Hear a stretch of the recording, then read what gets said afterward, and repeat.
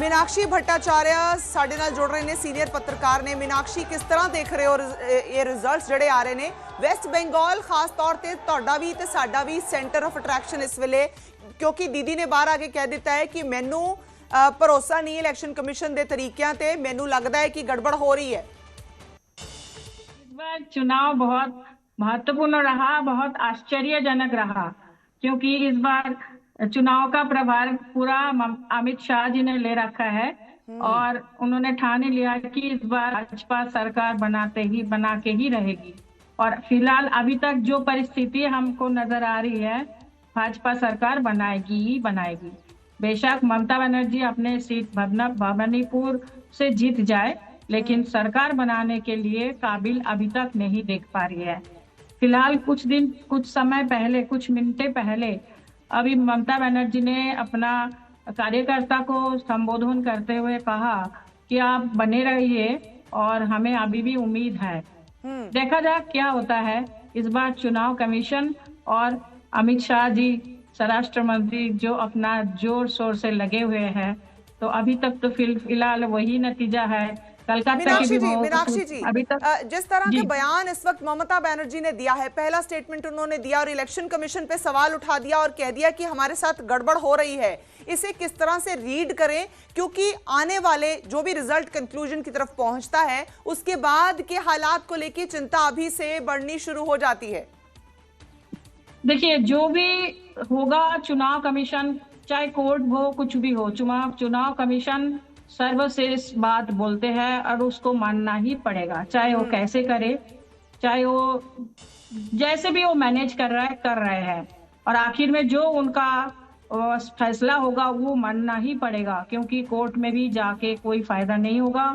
चुनाव कमीशन के इतना पावरफुल किया हुआ है टीएन शेषन ने। मीनाक्षी जी, क्योंकि आप सीनियर पत्रकार हैं, आप उस इलाके को समझती हैं, क्या आप इसी तरह के नतीजे इस बार एक्सपेक्ट कर रही थी या आपके लिए भी ये चौंकाने वाले? थोड़ा बहुत तो एक्सपेक्टेशन था, लेकिन इतना बहुत ज्यादा नहीं था। लग रहा था कांटे का टक्कर तो था ही, लेकिन फिलहाल भी लग रहा था कि ममता जी निकल पाएंगे 10-15 सीटों में, लेकिन अभी का जो नतीजा अभी तक आया हुआ है उससे नहीं लगता कि सरकार बना पाएगी। मीनाक्षी जी, कैसे देखें, क्या एंटी इनकम्बेंसी थी, क्या फैक्टर रहे जिसके कारण हार देखने को मिल रही है ममता बनर्जी के लिए? जो भी है अभी तक का कारण रहा, एंटी इनकम्बेंसी तो बहुत था ही। दूसरी बात, एक आप समझ लीजिएगा, जो पहला एसआईआर में टोटल वोट परसेंटेज का 10% वोट पहले ही काट दिया गया, तो इससे तो ये बहुत बड़ा सेटबैक पहले से ही है। उसके बाद जितनी भी उन्होंने एसआईआर के लिए लड़ाई किया और नाम वोटर लिस्ट में लाने के लिए जितनी भी बातें कही गई, जितनी भी प्रक्रिया ममता बनर्जी ने किया है, उसका कोई फायदा नहीं आया आखिर तक। कुछ गिने चुने, कुछ 100,000 में आया जिसका लिस्ट में नाम आया, बाकी लोगों का नाम नहीं चढ़ा आखिर तक, जो वोट नहीं दे पाए। मेरे खबर के अनुसार, जो मेरी व्यक्तिगत सूत्र के अनुसार, गांव में जो परिजाई श्रमिक वोट देने के लिए गए हुए थे, उनमें से बहुत सारे परिजाई श्रमिक वोट नहीं दे पाए हैं। वो जब वोट केंद्र में गए हैं, जाके देखा कि उनका वोट पहले से ही गिर चुका है। और उन्होंने पूछा, क्योंकि परिजाई श्रमिक है, उनके पास इतना क्षमता, इतना दिमाग नहीं होता। तो मैंने कुछ लोगों से पूछा कि आपने पूछा क्यों नहीं है कि मेरा वोट कैसे चला गया? हमें बताया गया वोट दिया है, ये नहीं बताया गया। उनको बताया गया कि आपका वोटर स्लिप नहीं आया। वोटर स्लिप नहीं आया बोलने से हम लोग समझ सकते हैं, लेकिन वो लोग नहीं समझ पाते हैं। ये एक बड़ा खेल हुआ है, जो मुझे मेरे घर के, मेरे मेड खुद की बात है, इसलिए मैं बता रही हूँ।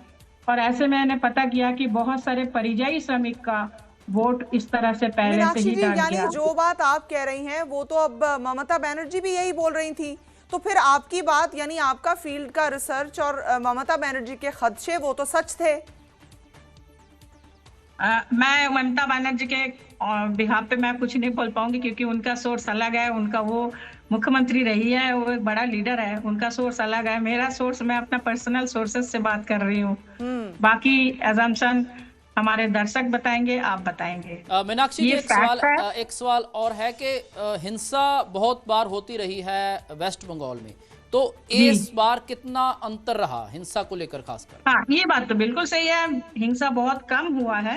चुनाव कमीशन और हमारा सेंट्रल फोर्स जो गए हुए हैं वो इस बात पे तो बहुत कामयाबी मिली है उनको। जिस तरह से बहुत बार सुना गया है कि वोट के चुनाव के टाइम में इतना मृत्यु हो जाती है, उसके तो संख्या गिर गया है और उसका वायलेंस भी बहुत कम मिला है देखने को। मीनाक्षी, ममता बनर्जी हमेशा एक जुझारू नेता, एक ऐसी नेत्री के तौर पे जानी जाती हैं जो जल्दी हार नहीं मानती, हथियार नहीं छोड़ती हैं। तो आप किस तरह से अब उनके आज जो स्टेटमेंट्स अभी मैंने कुछ देर पहले बताया आपको, जो उन्होंने कहा है उससे क्या अनुमान लगाया जाए कि आगे वो किस तरह से इस पूरी स्थिति को एक्सेप्ट करती हैं या किस तरह रिएक्ट करती हैं? क्या एंटिसिपेट कर पाती हैं आप बतौर लीडर? वो किस तरह की हैं, क्योंकि जुझारू हैं ये तो हम सब देख पा रहे हैं। वो इतना जल्दी फैसला लेने वाले में से नहीं है, वो जल्दी फील्ड नहीं छोड़ती, लेकिन उनका जो भी होगा वो आखिर तक वेट करेंगे। जो अभी भी उन्होंने मैसेज दिया है वो आखिर तक वेट करेंगे और उसके बाद वो अगला फैसला लेंगे। जो भी कुछ उनका रणनीति होगा वो अगले क्षण तक इंतजार करके वो खुद फैसला खुद नहीं लेती, अभिषेक से बात करते हैं, बाकी सीनियर जो लीडर्स है और उनसे बात करते हैं। इस बार के चुनाव में जो बड़े बड़े लीडर है उनका वो धराशायी हुआ है। इसका कारण यही है कि एंटी इनकम्बेंसी, उस लीडरों का जरूर परफॉर्मेंस अच्छा नहीं हुआ होगा या भाजपा ने इतना अच्छा पहुंच पाए हैं लोगों तक जाकि इस फैसलों को बदल पाए हैं।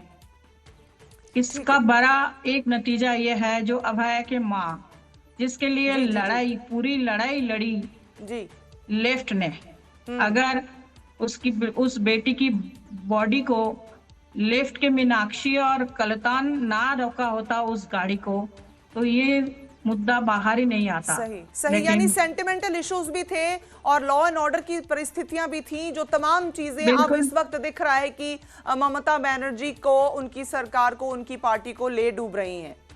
ठीक है, बहुत शुक्रिया मीनाक्षी जी। एक साथ हुआ है। जी जी जी, ठीक है। मीनाक्षी भट्टाचार्य, सीनियर पत्रकार, हमारे साथ जुड़ने के लिए बहुत बहुत शुक्रिया। सो असी इनसाइट लेने की कोशिश की है कि वेस्ट बंगाल ਜਿਹੜੀ ਗੱਲ ਹਮੇਸ਼ਾ ਮੀਨਾਕਸ਼ੀ ਕਰ ਰਹੀ ਸੀ, ਐਂਟੀ ਇਨਕੰਬੈਂਸੀ ਹੋਈ ਤੇ ਦੂਜਾ ਵੱਡੇ ਆਗੂਆਂ ਦਾ ਹਾਰ ਜਾਣਾ, ਇਹ ਵੀ ਬਹੁਤ ਵੱਡਾ ਸਵਾਲ ਹੈ। ਵੱਡੇ ਆਗੂ ਕਿਉਂ ਹਾਰਦੇ ਨੇ?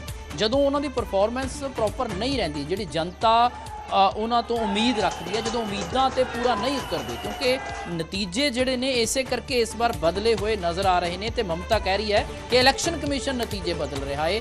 ਗੜਬੜੀ ਦੇ ਇਲਜ਼ਾਮ ਮਮਤਾ ਬੈਨਰਜੀ ਦੇ ਨੇ। ਹਾਲਾਂਕਿ ਠੀਕ ਹੈ, SIR ਦਾ ਇੱਕ ਬਹੁਤ ਵੱਡਾ ਇੰਪੋਰਟੈਂਟ ਰੋਲ ਇਸ ਦੇ ਵਿੱਚ ਰਿਹਾ, 91 ਲੱਖ ਦੇ ਨੇੜੇ ਤੇੜੇ ਵੋਟਾਂ ਦਾ ਕੱਟੇ ਜਾਣਾ। देखो, मीनाक्षी एक गल करके गए ने, वो बड़ी जरूरी है अपने दर्शकों तक पहुँचाना। RG कौर विच हॉस्पिटल विच एक बच्ची नाल बलात्कार हुंदा है, उहदी जान चली जाती है। सरकार उस मामले नूं ब्रश अंडर द कारपेट करने की बड़ी कोशिश करती है। ममता सरकार ते बड़ियां उंगलियां उठदियां ने कि इन्होंने समय रहंदे इंसाफ की कोशिश नहीं की।